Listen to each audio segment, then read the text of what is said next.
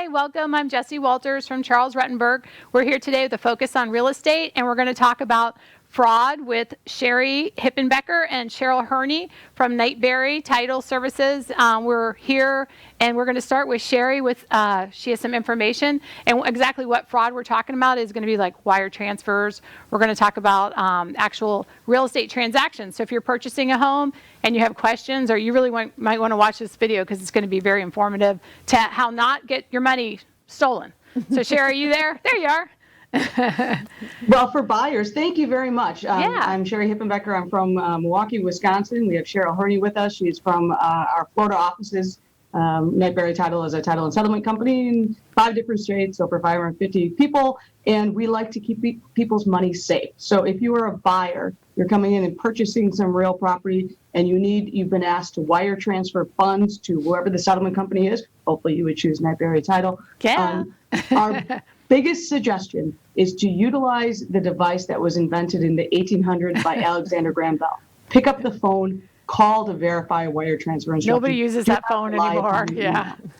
Pick up a phone. Pick up a phone. I know if you're my age, you go like this for phone. If you're much younger, you go like this for your phone. Yes, that's the new thing. Not text, phone. Pick it up. Pick it up. Call a known phone number. Talk to your real estate agent. Say, who's that title agent? Give me their phone number. Never rely on an email. Always pick up the phone and call. That is the best defense that we have for buyers of real property when they're wire transferring funds. Exactly. Is double verify, triple verify, quadruple verify before you send that money. Because if you send that money to the wrong location and it's a compromised email, compromised wire fraud, and the money gets sent overseas, which can be done in 24 to 48 hours, the possibility of recovery is almost nil. We have a few steps that we also have conversation about realtors and what you can do to protect your buyers and sellers with respect to their wire transfer funds. Yeah. We do have a video we wanted to start out with, Jessie, if you're ready to go. Yeah, exactly. It kind of introduces the issue. Yeah, we have a lot of realtors who watch us who are newbies and kind of learning. So I really want you guys to watch this because a lot of times we're the ones who are liable as the real estate agents. And I think real estate agents just think it's nothing to do with me. But as we watch this video, I think that you'll see otherwise, and you want to pay more attention, So that's great. Show us that. Show us. National hackers. Brian and Sandy Bridges say their real estate agent sent the link. All they did was follow instructions to wire the money. As News 6 investigator Mike Holfeld found out, no one ever checked to make sure that link was real. Now, who is Shanna Botts? For Brian Bridges, Shanna is with the title company. it was a real estate deception he never saw coming. To my eye, it looks right. An email forwarded by their realtor included instructions from the title company to wire funds for the closing on their new home. You see stuff in the news, right? And then it happening to you. It's a gut punch. That gut punch? He sent the $46,000 down payment to hackers. Look, this is a legitimate message from Title Team, complete with a warning. Call first before wiring money. This is the fake. Did you ever think you'd be victimized like this? No. What happened? Brian and Sandy Bridges say their realtor, Kelly Butterfield, an agent with Remax 200 Realty, forwarded the instructions from her personal business account. When you sent that money, did you feel confident you were doing the right thing? Yes. But an independent forensics check confirms Right here. their real estate agent's email account had been compromised. The IP address for that title company actually leads to an account Midrand, South Africa. in Midrand, South Africa. Who should be held accountable here? Well, based on this scenario, we believe the real estate agent's accountable because she breached her own policy. Attorney Moses DeWitt says that policy was in the contract. A wire fraud alert that reads in part, do not wire any funds without personally speaking directly to the office that is closing the transaction. Did she ever have that conversation with you that there might be a risk in wiring money? Not one time. Which is a huge problem here because you know about the issue, you know there's a security problem, yet you continue to be laissez-faire with your own conduct. DeWitt has filed a lawsuit on behalf of the Bridges against Butterfield and Remax. But in a motion to dismiss, attorney Philip Bonus argues the wire fraud alert clause, quote, releases these defendants from precisely the risk and damage being claimed. Nobody is above getting hit. Orlando Regional Realtor Association President Jeffrey Fagan says hackers actually time their move for the busiest time of the month. If you drop your guard, you can get caught. Isn't that something? Listen, because the case is in litigation, both the realtor and her attorney have declined comment. This case, though, it goes beyond the real estate industry. Hackers are constantly monitoring businesses, handling financial transactions. It's a real mess. Anytime there's money, obviously, check to make sure the email you receive is legitimate. Wow, that's scary stuff right there. Tampa Bay area too, so that hits home, you know. It's really... And I chose that video because it was in your area. Yeah. And it wasn't to have a slight on any of the realtors involved. That was a couple of years ago. I don't know the outcome of that litigation. To everybody. But it was just as an example of articles and videos and news articles that I could provide from almost every state in the union. Right. Because this happens not just in your area. It happens in our area. It happens in Alaska. It happens in Hawaii. Wherever a criminal can compromise somebody's email and try to steal funds, they will do so. In fact, the last time we spoke to you, I think it happened during you remember? During you had to actually, we took a break and you said, I'm so sorry, we just stopped some fraud. So it does happen weekly now, yeah. Those fraudsters, they don't discriminate. Yeah, true. So what's your first takeaway, out of curiosity, from a realtor perspective on that, Jessie? Well, that's not the first time I've seen that. I saw, one that was in Jacksonville. The first time I saw it, I obviously made me aware to, like you said, to pick up the phone, to actually call your customer. And then I'll tell them, you're going to get the wire instructions. What I want you to do is to not call the number on the email, but I'm going to provide you the number. You're going to call them. You're going to verify the transit, the actual account number and the transit number. The reason for that is because I'm liable if I just say, you know what I mean? I feel like I'm liable, and then I feel like after reading the slideshow and stuff, I am liable. So I was absolutely correct on that. Yeah. Yeah, it's scary because I think a lot of realtors don't realize that they are liable, and they just figure the title company's got it. And especially if they're new, they don't know the procedure or that anything like this could possibly ever happen to them, So, pick up the phone, you call, you verify that information. And so when the actual buyer is calling, they're calling and they're saying, I have to wire money. And if it doesn't, the number, they'll answer the title company you're calling. They'll say, this is the account number, this is the routing number. Okay, I'm going to send this money to you. So you have that verification verbally. And now it's took some of the liability off of you, but then also it's, you're 100% your customer's not going to lose the money, And then as title companies, they always say, hey, did you get my money? Yeah. Yep, we got it. It's all good. Yeah, true. You're exactly right. You want to have a good story. The reality is we all are in this industry and want to protect people's money. Right. And there's a couple steps that realtors can take, conversations that they can take place with these buyers. And think about these buyers. They may be new or might be selling a house and buying a new house. They're overwhelmed. They're packing their stuff. Right. They're getting their loan ready to go. And this is one of the last things in their mind. They just go, I got this money. I just got to get it to the title company. I just got to get it to the title company. True. And if we can remind them that it is real money that we're talking about, and there are some easy steps that can be taken to be able to protect that money, we're all going to feel and sleep much better at night. And when it comes to liability, Jessie, the reality is if a buyer loses $46,000, they're going to sue everybody. Yeah, because true. they're going to say, wait a second, I wasn't informed. And they're going to point fingers at everybody. Right. And it's going to be the listing agent. It's going to be the selling agent. It's going to be the broker. It's going to be the lender is going to be involved. The title company is involved. The attorney's everybody's going to be sued. True. And everybody needs to tell their story of what they did to protect that buyer's money. So what we're talking about here is steps that you can do as a realtor to help your buyers and to have a good story that says you did what was commercially reasonable to protect their money. Right, And, exactly. Jessie, you hit the nail on the head in those items.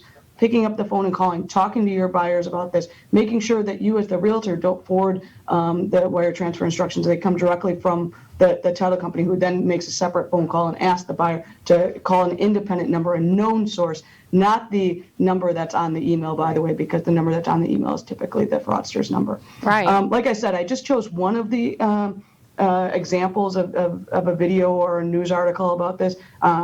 You ask me, I could pull out 10 easy examples from across the nation of situations like this. Yeah, it's sad how it's become, sickening. 10 years ago we had we still do have the fraudulent checks. So the people would come in, to purchase things, and they'd have to wait for the checks to clear. And then they went to wire. I mean, as far as I know, they went to the wire because at the time there there wasn't these big fraudulent activities, you know, Right. and That was the safest one. Yeah, and so now, of course, with everything, people hack into finding out how they can take advantage of a system, and so here we go, you know, so. Just so you know, wiring is still very safe. When Yeah. you send to the right location. Right, right. The key is confirming Yeah. who is the right location. Right. Just like on a check. Jesse, if you ask me to write you a check, I'm going to make it payable to you. Jesse, I'm not making it payable to Cheryl because I verify you're the right person to write the check to. Yeah. Same thing with the wire. You just have to verify who the recipient is. Right. And how do you verify it? You pick up the phone and call. Right, Pick up the phone exactly. and call. Right. Let's talk about some numbers, by the way. You know, we just gave you an example of $46,000 where the buyers were able to recover, what was it, $12,000 before it got sent overseas, and then that a difference between 12 and 46. More than likely, they look to the realtor and the other parties in the transaction to make them whole. Yeah, so no, totally, I don't even know if my public would know what errors and omissions insurance, but will that cover, because you're the attorney, so I'm asking you, will you think that would cover a realtor, or do you think that's? It might. It depends on what your endorsements are. Okay. So at Knightberry, we buy every insurance we can. We have $5 million of errors in insurance. We have $5 million fidelity. We have a couple $1,000 in surety bond, and we have $5 million of cyber liability coverage as well. Oh, that's good. So it depends on what your terms of your insurance policy are. Typically, a basic errors and omissions is not going to have a cyber coverage to it. Okay. So you're going to want to talk to your insurance agent and say, hey, if should this happen and I get sued, do I get defense costs from an attorney? And then if I'm found liable, is that covered under my E&O? Again, I suspect without an endorsement, it is not. So you're certainly going to want to have a conversation with your insurance agent on that. Right, okay. Yeah, I was curious after reading all this, you know. So, but I mean, like you said, as long as you're cautious, the wire transfers are the best way. They're instant, especially when you're getting paid out. You know, when you have a seller, they're so happy when they Waiting get for the that. money. Yeah. They're waiting for their next purchase. So. Yeah. So it's great when you're trying to do a simultaneous close and you have that wire transfer coming in, you know. It's a savior then, because literally they can sell a house in the morning and we can close in the afternoon, you know. So that part, that's When it works right. Yeah. When they transfer correctly, as Cheri says. As long as Yeah, if you just slow down, the key is just slowing down and calling. Right. And making, you know, say, this is your life savings. And the last time I bought a house, you know, we had to put whatever, $50,000 down. Yeah, you know how many times I called to make sure before I put the funds? You're like, this is my business. And you know, in the industry, Cheri, you're just like, I'm Yeah, going to so- make sure. I'm gonna I was going to say the percentage has got to be really low, even though this does happen. I would think, you know, as far as like the fraudulent wires, what do you think the percentage is? Like off, I mean, I won't quote you and say. Well, I'm not going to give you percentages. No, okay. But I'm going to give you numbers from the Internet Crime Commission, which is the FBI. Okay. If you could jump onto the screen here. Okay, This yep, is from FBI. 2019, the FBI Internet Crime Report. The 2020 numbers are not yet out. And you'll see this is the number of complaints. You'll see, and that is Internet crime. It's all Internet crime, not just business email compromise, wire fraud that we're talking about. It's all Internet crime. Because think about it, Internet crime is people from overseas, they're compromising people's emails and other issues in the United States, and they're from literally North Korea or Midland, Africa that we saw in the other one. Right. In 2019, there were 1.7 million complaints. Look at the numbers increase here. Yeah. In 2015, it was only 288,000 complaints. And I'm sorry, up to 467,000 in, that's the last 5 years, 1.7, but 467 up in 2019. And then losses of 1.1 billion in 2015. 2019 was 3.5 billion, and I think 2020 is just up from there. And from the 2019 report, the FBI said that there was over 1.7 billion of that 3.5 billion. 1.7 billion was because of business email compromise. That is, somebody's email was compromised, which means that somebody enticed somebody to wire transfer or move money to the wrong location, and $1.7 billion in the United States was lost. And that's just what's reported to the IRS, or the FBI. There potentially could be more. Now let's talk about Florida. For business email compromise in 2019, there are 1,546 complaints, of which, anybody want to guess of how much was lost for business email compromise, which includes wire transfer fraud in the real estate sector? $1 million? Ladies, you want to throw out a number? Million? I think it's probably higher. I'd say more like 2.5. $96 million. Holy God, no smokes, way we were off. both, yeah. Wait. So a little bit off. Mine was more Wow. optimistic than yours. The realities. In our space, the average loss from a wire fraud in the real estate industry is over $40,000. And if you do the quick number here, times it's, 40 times. You go $96 million divided by 1,500 complaints, you're talking over $60,000. Oh, wow, that's bad. And not all of that, of course, is in the real estate sector, but a good portion of it is in the real estate Yeah, sector. because that's where we have the big lump sums coming over, so that makes sense. That's scary. But let's give an example of what we're talking about, because what we're talking about is somebody's email was compromised in the real estate sector, whether it's the listing agent, the selling agent, the mortgage broker, the title company, the attorney, seller or buyer. The reality is the criminals overseas are looking at realtors' emails because it's easier to compromise realtors' emails. Right. Because frankly, all realtors are independent contractors. We're going to give realtors some ideas of how to protect your email as we go along here. But let's just show you what happened. In this particular case, the realtor's email was compromised. They found out that the Nightberry title person was the closer because the realtor's email was compromised, and they created a spoof email and started a conversation back and forth with the buyer. This is actually screenshots from that conversation from just February of 2021. You'll see the email comes from, quote, Michelle Jaji. Yes, Michelle Jaji is Nightberry's employee, but it's a spoofed email. Michelle's email is not escrow closing, CLOSIENG @gmail.com. By the way, all of our emails end at nightberry.com. Right. They do have Michelle's correct name, her title, as well as her address. But look, they're very smart. They changed the tagline where the phone number is. If you called that phone number 715-536-7771, that's not Michelle. That's somebody else. Right. That's the thing. And then they changed the email, of course, as well. You got to give that verbal phone number because sometimes they'll get the email and they'll go, well, I called, but you don't want to call. Yeah, you don't want that same bad information. If you got that feeling, the hackers a couple of years ago didn't change the phone number. In this world, they do now. Why? Because they know that we're training people to call the phone number. Right, exactly. And Michelle, the quote Michelle, which is not Michelle, says, your closing disclosure has been finalized and we're clear to close. You need to have cash to close wired to our trust account today to avoid closing delay. Let me know. Is that bad English, by the way? Yeah. Yes. Yeah, it's not terrible. Yeah, it's not that bad. It sounds more like they're on a personal level, like she, you know what I mean? Like more. Yeah, that's right. Yeah. These criminals used to use, they're overseas criminals, and they used to have terrible English. Yeah, but they got $96 million from Florida last year, just Florida alone. Yes. They hired somebody to on how to write emails. Yeah, but autocorrect will add in, you know what I mean? That's if you true. miss A period, a comma. Yeah, and if you say you get in a hurry and you miss like a word, it'll add an and or the, or, you know what I mean? It'll give, it makes it sound good. So the reply from the buyer says, I thought we discussed yesterday to bring a cashier's check to closing. So the buyer's aware, hey, I had a conversation with Michelle yesterday. Yeah. The hacker, the criminal says, hey, and replies, due to good funds law, we actually need a wire. And the buyer goes, okay. So hold on one sec, wire Cheri. instructions. We're going to take a quick break, but we got to hear what happens at the end of this. So hold on to that thought. And you guys join us back here. For us, it's just for you guys a couple seconds. For us, we're going to take a small break, and we'll be back to hear the end of this. Thank you.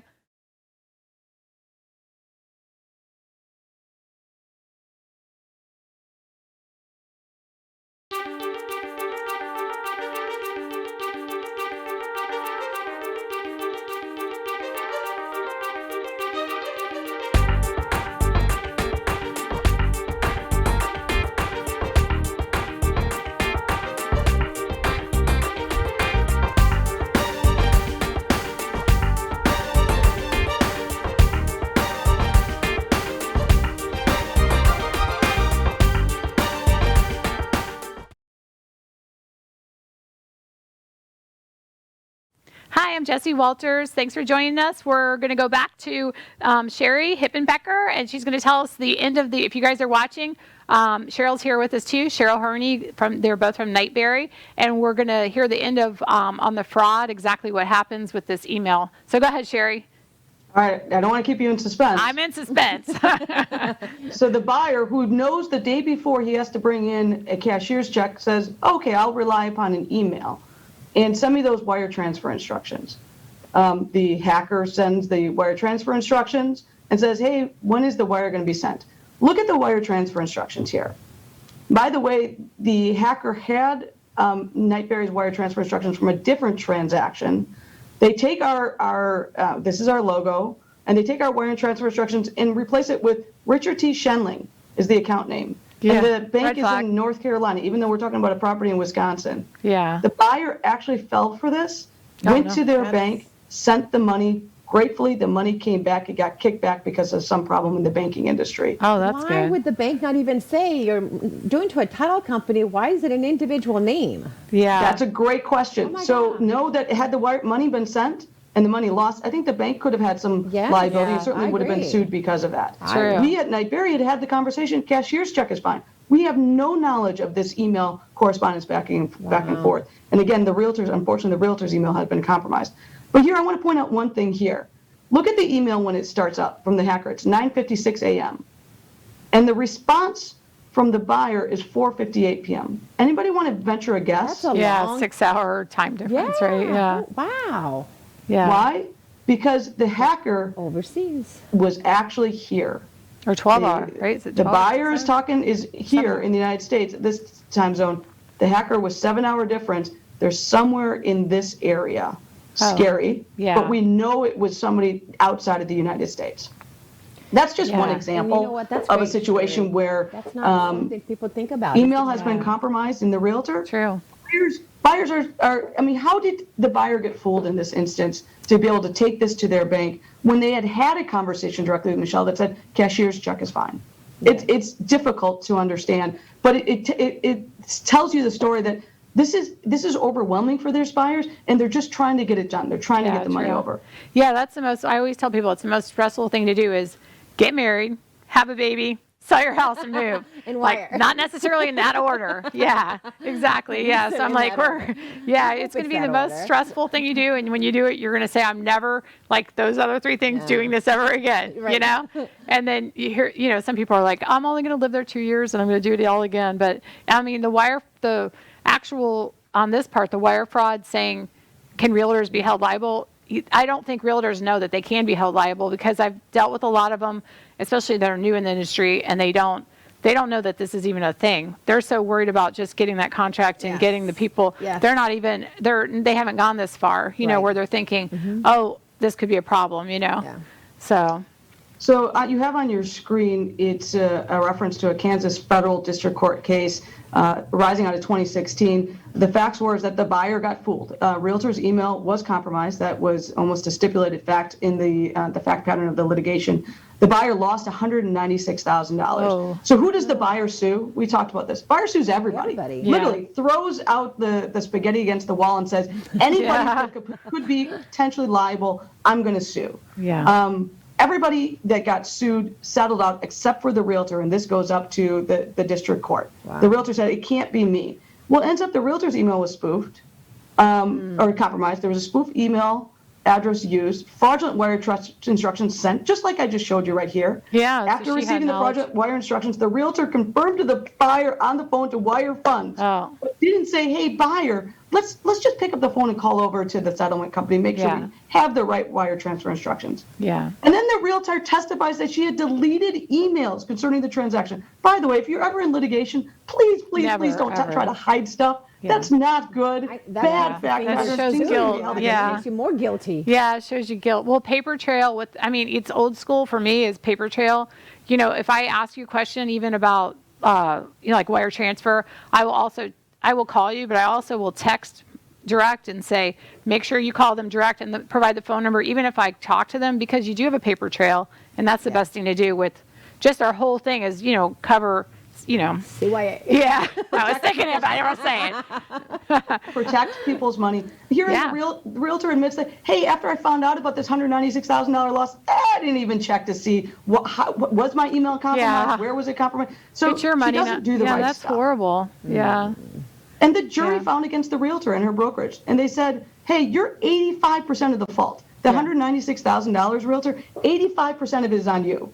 15% on other people. Yeah. 85% on you. I mean, I hate to say I'm a realtor and I hate to say it, but if you, especially showing no remorse, deleting emails, all that is just a sign of guilt, and you're not even the one that ripped them off, but you didn't cover them and then you didn't even care enough to to check any of your emails and stuff. So that is a sad. And Cheri, what I run into is I have to create a password. I can't open it. It's encrypted. I can't do this. Can you just send it to me directly? And I'm just like, oh my gosh. She goes, this is your money. I'm trying to protect you. Yeah. Take the extra step. Yeah, exactly. It takes a long time to make $196,000. Yeah, it does. It takes an instant to lose it. Yeah, it's true. Sad. So, you know what? I look at my per hour wage. I'm more than happy to make a 5-minute phone call to protect my $196,000, $50,000, whatever it is. Yeah, exactly. Yeah. Going back to that case, the realtor was held 85% liable.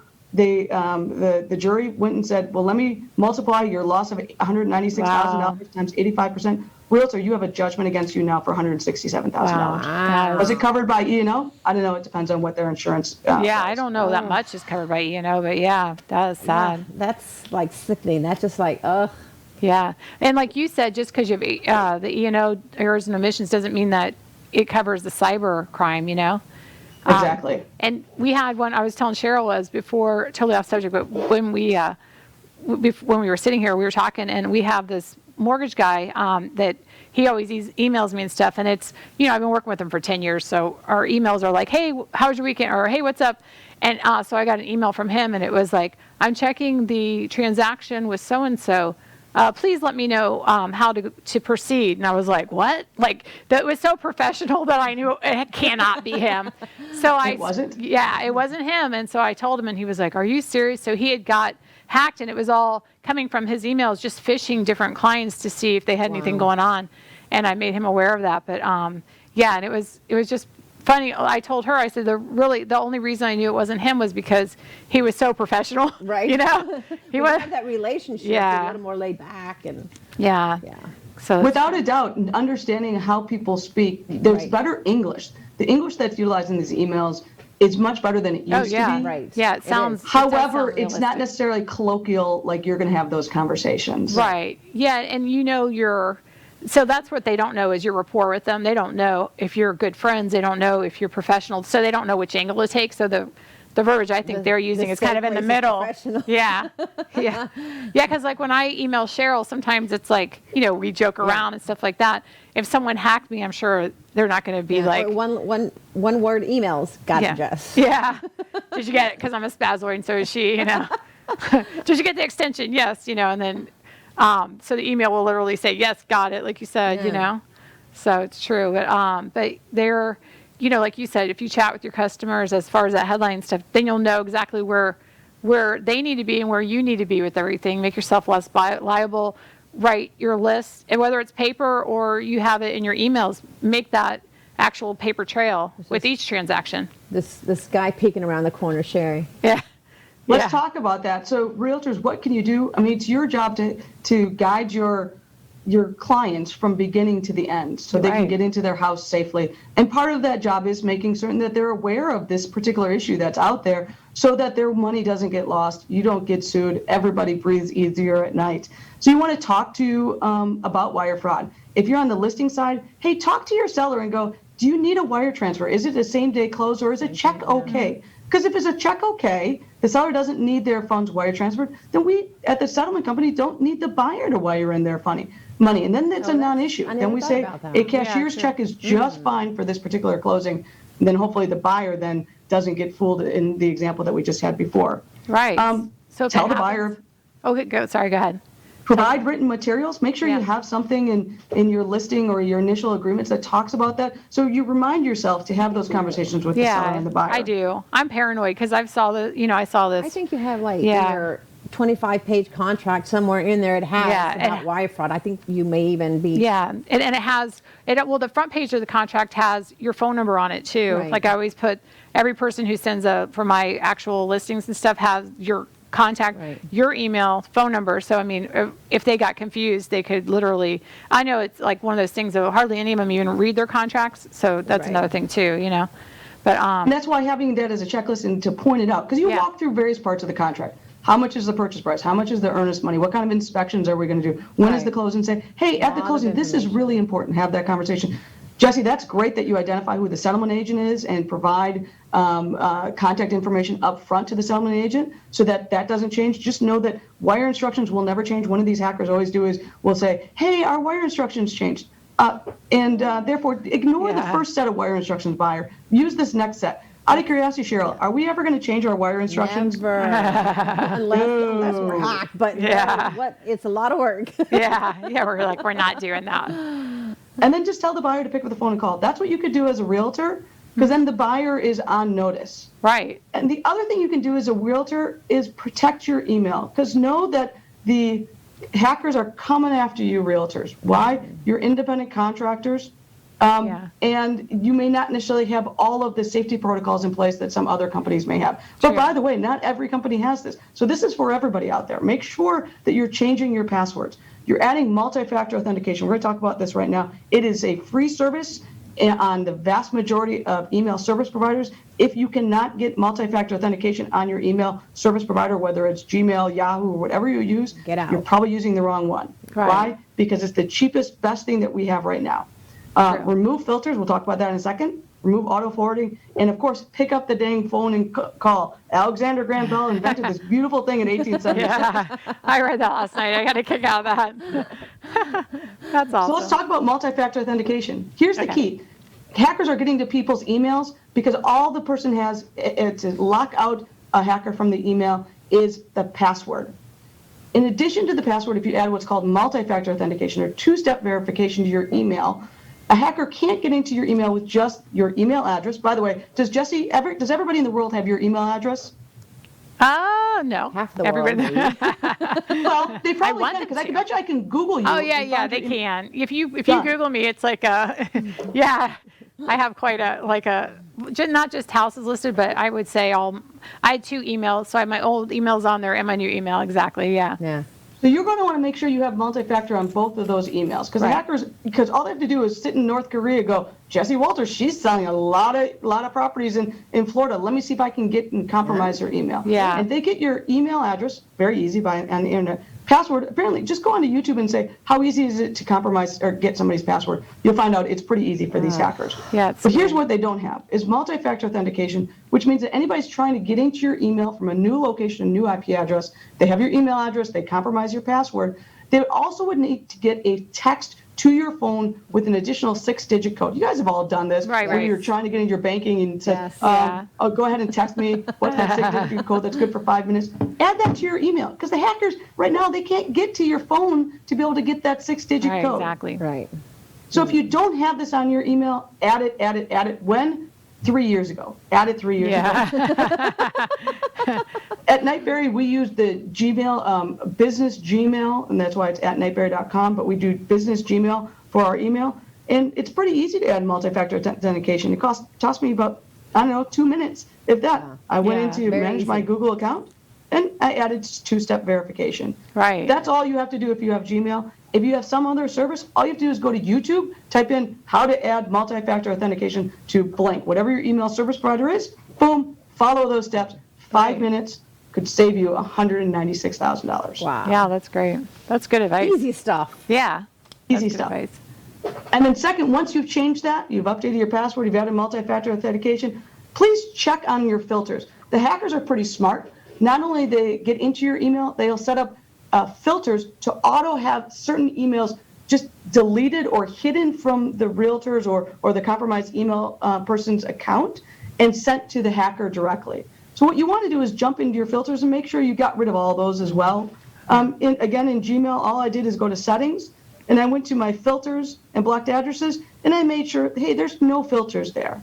Again, whatever your email service provider is, just go to go to YouTube and type in how to identify filters and forwarding. Follow those steps. Just make sure that you don't have anything untoward there that you weren't expecting. Right. YouTube's awesome for that. That's good. Wow.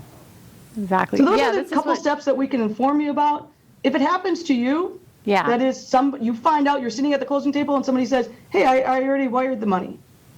And you say, when? How? Where? Yeah. A hack.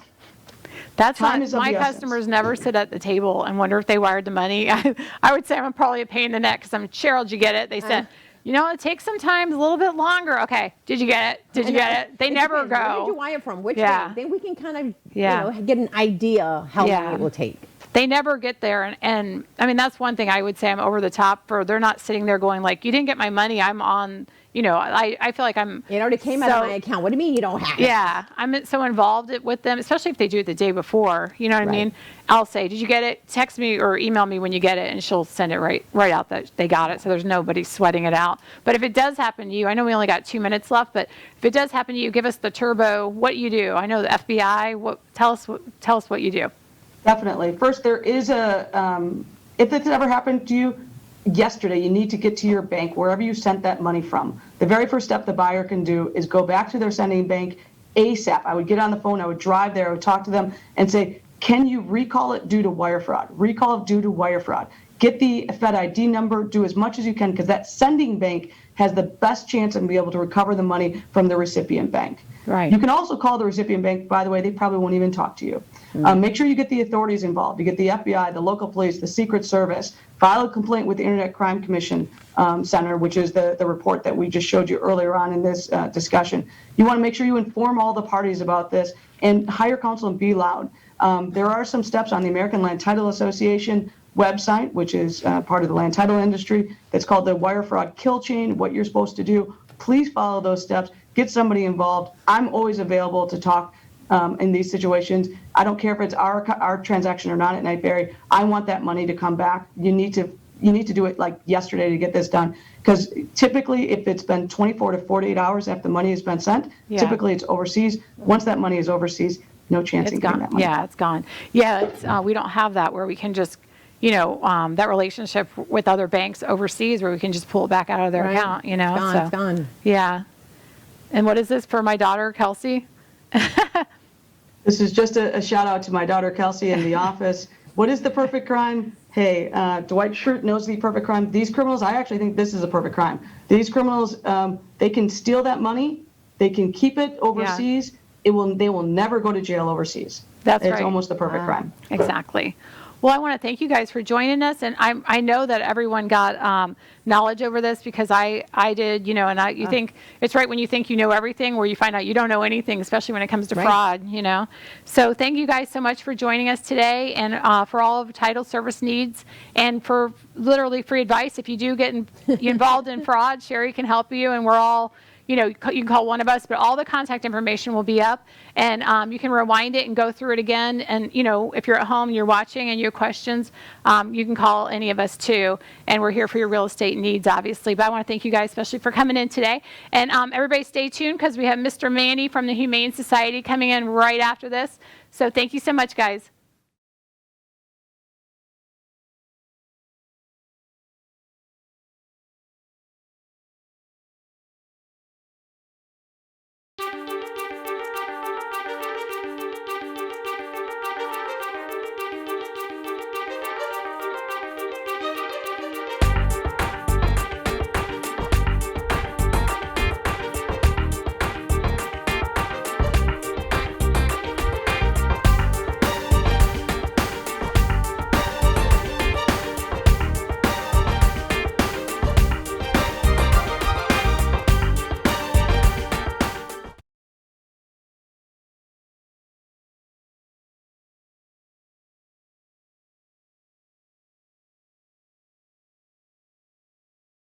Hi, I'm Jessie Walters from Charles Rutenberg. We're here today with the Humane Society. We have Katie and Pam and our rock star Manny, who's up for adoption.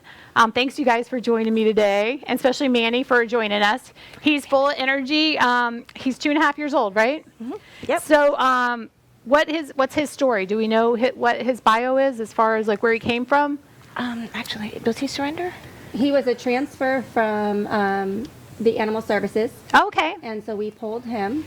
That's about the history we have. That you have on him? Mm-hmm. Yeah, so when I was reading about him, it said he was good with pets, but maybe more a female dog would be more of a fit for him. I don't know about cats, though, but so if you're looking for an adoption, Manny would be good if you have a female dog at home.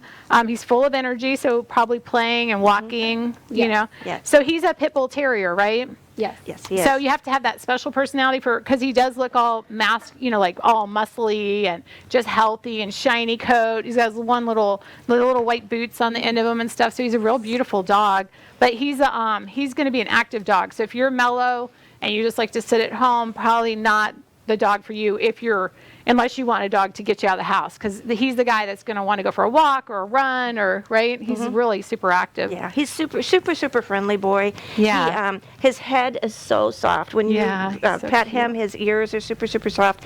He's really friendly. He has a lot of energy, definitely. So I would say if you've got teeny tiny kids, probably not, because you might knock him over. Yeah, by accident. But he's a He loves really his toy. sweet boy. Yeah. Katie took him on a field trip the other day. Oh, nice. Yes. Where'd you take him? We went to Craft Life Brewing. Oh, locally, nice. Okay. And it's a dog-friendly place. Oh, nice. He's like, oh, yeah, I went. It was his first. He yeah, did. We did. And we sat at a picnic table. He did really well. There were other dogs there. Okay. We didn't Mingle? Yeah. No mingling. It was my first, outing like that. Baby steps for everybody, yes, right? yes. But he did really good. He just sat with us at the picnic table a few times, was getting up in our laps to hug us. Right. Little begging, and then he stopped as soon as you redirected him. So Yeah. he was definitely a good chill He's so partner. cute. Yeah. Right? Yeah, he's a ham. Look at him. I love his little white markings on his, under his neck and stuff too. He's so He's a pretty. happy-go-lucky dog. for Yeah, he's sure. really pretty. Yeah. Yeah, he's definitely energetic. Now, I was reading, I don't know if you guys even know but it said that he's going for heartworm treatment. Is that right? Okay, so that's nice that you guys do that because that used to, 15, 20 years ago, that was like a death sentence, but now they have all the treatment for heartworms and stuff like that. Yeah. So whoever adopts him would have to Continue. the Yeah. heartworm treatment. Yeah. That's good. So Yeah. you guys saved his life then. Yeah. That's nice. Yeah. Literally, yeah. Once he finishes his treatment, he will get retested again, and then he should. Typically, they're clear after that. Okay, that's great. Yeah. So he'll have the treatment plan when you adopt him. Yeah. So is he able to be fostered too, or mainly adoption is what you guys are looking for him? Yeah, we don't typically do foster unless it's like maybe somebody with a medical issue or something out of the ordinary. Right. Typically we keep them in the shelter because they get a lot more exposure in the shelter, and it's more Right. likely that he'll get adopted there. Yeah, because otherwise they have to run back and forth with him Right. from the house. Right, Exactly. exactly. Yeah. Yeah, he's really cute. He's He really. loves giving hugs. Yeah, he does. He does. He's He's like, so oh, what about me? sweet. So, He's such a good boy. what's his adoption fee? So I know I asked you guys this before. Do you remember what it is for him? Yeah, he's $100. $100. Okay, Yeah. so that's. Yeah, the I mean, adult and dogs he's are 100. neutered. And He's neutered. Yeah. And he's got his shots. He's up to date on his rabies. So yeah. He he's was healthy. recently fixed in the last month. Right. Okay.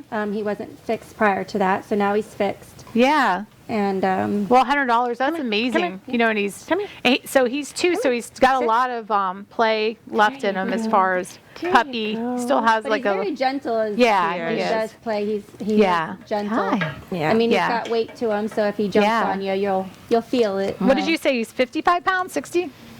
I think in that range. Yeah. I mean, he's not tall. He's a Yeah. stocky little baby. Yeah, he's pretty. But he's Suckle a boy. sweetie. Like you feel here, isn't his ears? He's just Yeah. so soft. He's got the And puppy head still. And he's Puppy still, he's so pretty. He's got the most His photogenic. ears flap forward. And Yeah. he's got the Look, I got a strong treat. I'm tongue. going to try. Come here. Come over here. He says treat. Sit. Treat. Sit. Do you lay down? Do you lay down? Oh, almost. Yeah, Oh, there you yeah. go. He Oh, did it. See, I can do tricks. Yeah, so 50. Okay, so so smart. he's good with other pets, mainly mainly girl dogs, but not. He did have a play date in the yard with a shelter female dog the other day. Aw. And they did well. Oh, that's good. He shows an interest in cats that maybe would be a hard one. Yeah. You have to train. So, Yeah. I like how you put that into like a nice way to say that. He might want to chase your cats. I have one very similar. Sit. Good boy. Down. Down. Good boy. Look at that. Good Look at job. him. Yeah. Look at him. He's already trained. This is He comes treats. trained. I train him real quick. But Thank you. yeah, Look you're at that. welcome. Yeah. Yeah, he's like, can we do it again? Okay. Okay, you got to get it back up. Sit. Sit. Now down. Oh my gosh, he's really trainable. Wow. Yeah. I bet you could roll over quick. We'll go off the. Yeah, you could he if the would. table wasn't there. He Yeah. would. Yeah, I'll have him trained up for you guys. Whoever would like to adopt him, it's no problem. So tell me about the shelter right now. What do you guys have? Like as far as how many dogs do you have at the shelter now? Well, at the moment we probably have 7. maybe 8. Yes, we're almost Okay. a pretty full house. Yeah. Okay, and what are they? Do you remember the breeds that you have? Let's see, what is Bear? Bear is a kind of husky, Okay. maybe Labrador or Golden Retriever mix. Okay. What's Thomas? Thomas is a He's a terrier mix. terrier mix, but he doesn't look as much of a terrier. I mean, all of them are mixes of something, Right, and right. it's kind of like you're doing your best guess to see what they are. I don't totally off the subject, but one of my friends did a DNA test for her dog, and I was like, I never heard of such a thing. She Yes. said, well, then if you ever want to go to an apartment complex, you can say, well, this isn't whatever dog they don't allow there. You can show them, I don't have any left. He's like, can you give me some more? I know. He's rolling over. He says, look at me. Yeah, I'm he's like, you rolling trained, over." remember? Okay, sit. Come on, get up. Come here. Sit. Good boy. Down. Good boy. Yeah, he's super trainable. He's Yeah. really smart. He is smart. It's nice when you get a treat motivated dog. Yeah. Because they will do anything to get that Yeah, treat. he's like literally. He is He's like, pay focused on attention you. to me. Yeah, he's like, oh my gosh. Yeah. So, and then you guys have some cats over there too now? Yeah. Okay. Yeah. How many cats do you have? I'm not really sure. I'd say Do we what, have any 7, kittens? 8? Or no, just the bigger cat. I saw actually there was a couple really pretty ones, a black one and a was on there. Yeah. It's hard I don't try not to go on there, so I'm not like, oh, every single one, know. Yes, But yes. yeah, I like the dogs in it. Okay, come here. Come on, get up, sit. He's like, I'll crawl too. Okay, come over here. All the animals we have right now are very sweet animals. The dogs are sweet. Our cats are sweet. Yeah. All good demeanors and personalities. Yeah. They really are. Yeah, They're really, sometimes really they're sweet. better to hang out with than people. Right. We have two dogs. They're sisters, Raven and Bonnie, and Aw. they're black, and they're actually we got several kind of not small dogs, but small to medium dogs, which Right. is nice. Are they trying to adopt them together? They were or trying to adopt them together, but I think they might be splitting them up now. I'm not sure. Aw, but yeah. but they're both really sweet dogs. They get along great together. We actually, like Katie said, we have some great dogs right Yeah, now. Just yeah. beautiful, sweet, great personalities. Yeah, I think if you had treats, he would follow you around all day, do whatever he said. He You know? would. We definitely need volunteers. Everybody that works at the shelter is a volunteer. Right. So That was my next question. And I know that you guys do that for the high school, for the volunteer hours too, Yes. which is great. Yes, we so, do. yeah, so that part's nice as well. So on the volunteers, do they come in, or do you guys, we have to call to be a volunteer, or what's the procedure? Do you know Yeah. you just call and say, I want to come in anytime? No. Well, typically what you have to do is if they come in and they want to come in, then they can fill out a volunteer application when they come in. Right. Or what they can do is they can call and we can email them a volunteer application and they can just scan it and email it back again. Okay. And then what we do is we want to, safety is a really big thing for us, and we do have volunteers coming and going, especially high school students. So we make sure that the high school students, there's always an adult volunteer with them. Right. We try and volunteer in groups of 2. The other thing we do is we do a volunteer orientation before they get started, where they get an overview of what's going on, and then we'll do a hands-on training with them too. Oh, that's nice. That's So, good. yeah. So they're learning about, they're doing their volunteer hours, which is great for school, but then they're actually learning at the same time. Right. And their safety. That's awesome. Yep. So what do you guys need? I know that you guys have the Amazon wish list. What are your needs at the shelter? I think one of the things we keep going through are these collars, these martingale collars, and what they do is they've got a little thing like this. They're not the normal collars, and what it does is it allows us to have a little bit more control over the dogs. Oh, okay. So what we're That's trying to do nice. is have them available for the dogs at the shelter, and then if Yeah. anybody has old collars and old leashes that they'd like to donate, then because every time a dog leaves, they leave with a collar and a Right, leash, and so right. we're constantly low, Going and through. we really need these ones to stay with us at the shelter. That's amazing how it has a little choke part on there Yeah. too. So it's not just- choke, but Yeah, it's just a little bit tighter because we're best we have friends. had some dogs that back out of their collar. Right. And you don't want a loose dog. Right. So this helps us to keep a little bit more control over them. It's a little safer.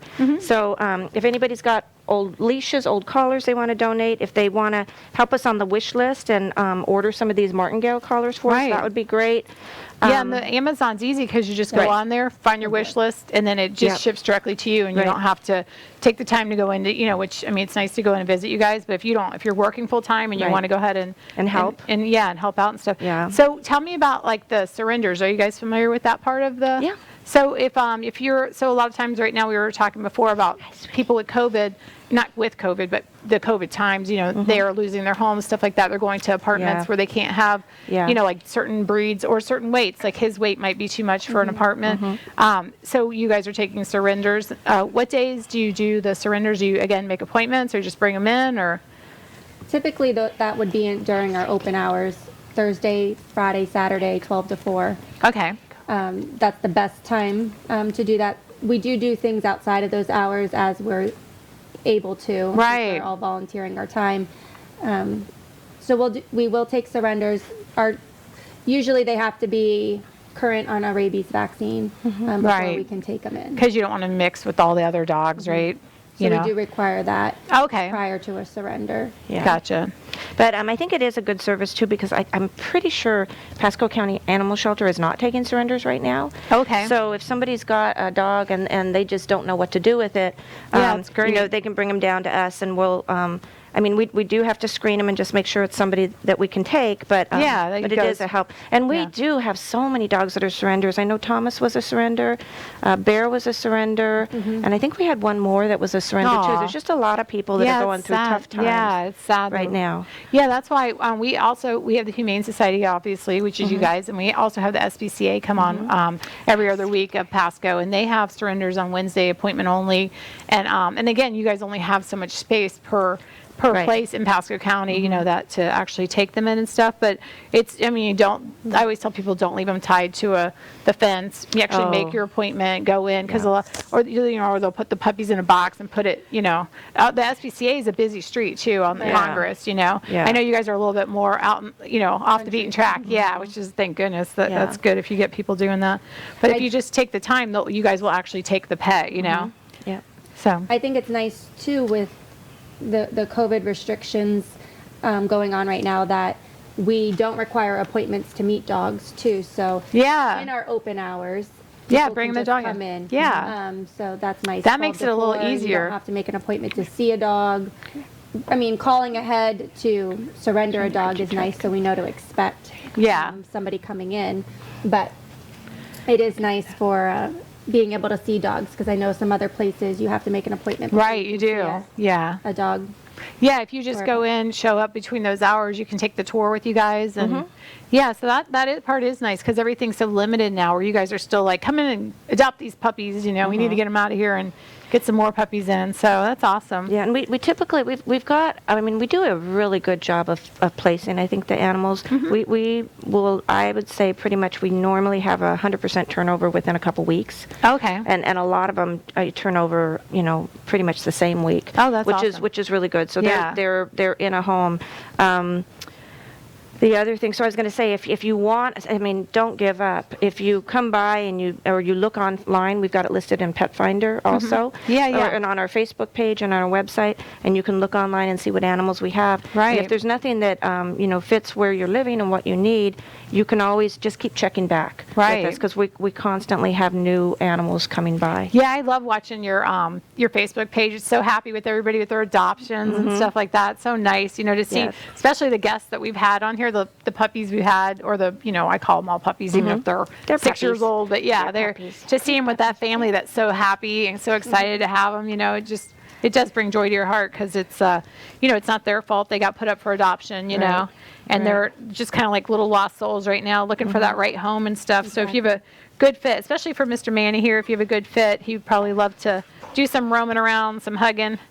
Yeah, he's full of love. He's a hugger bugger. So what else, as far as what do you I know you said collars. Are you guys limited on the towels and stuff like that too? Or are you taking towels and sheets and? I think we have a lot of blankets and things like that. Linens we're pretty good on right now. That? Okay. Yeah, we have so many people that come by and bring those. So, but like simple things, you'd be surprised. Cat litter, clumping cat litter. Right. We go through so much of that, and we're always in need of that. Right. Bleach. Every day we have to bleach and sterilize all the kennels and clean them. So bleach. Trying to think what else we run out of a lot. We get a lot of stuffed toys. Oh yeah. Which are fun, but sometimes those more nylon toys are helpful for our chewers that like to Yeah, like this one. Put some peanut butter in one of those cones or conas or whatever they're called. Yeah, he would Kongs, do Kongs. That's yes, it. yep. Yeah, he would do good with that with Which the peanut he lasts butter. a while with a stuffed animal. I think he just sees enjoys himself getting on it. there now. He sees. He's like. He's like, look, I get Yeah, that. I he's think like, he "Who's would that be other good. dog?" I think he would be good with balls, and he's like one of those dogs that would be a Okay. really good Yeah. ball chaser active, and maybe yeah. a frisbee. Yeah. Yes, he loves Sit. catching the tennis ball. Yeah. Yeah, you does. can see he's real like he looks athletic though, muscly too. He's very So when we were strong. talking about the cats and stuff, what do they what's the adoption fee on cats? I forgot to go over that. $50.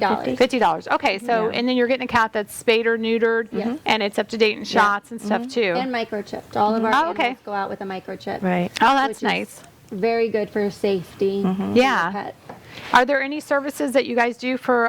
Do you guys have shot clinics there or anything like that, or just mainly for your own? You have enough of your own work there, right? Yeah, we Pretty much. don't do any of that stuff. We actually have to take our animals to get their medical care somewhere else. Right, yeah, there's Yeah. no doctors on Yeah. site and stuff. Yeah, Okay, so so we just don't kind do of, that. because people, I'm trying to think of all the questions that they usually ask me, like, can I take my pet in there? And I'm like, I don't think so, you know? So if you guys, if anyone wants to volunteer, anybody has products as far as like the collars, go on Amazon for the wish list.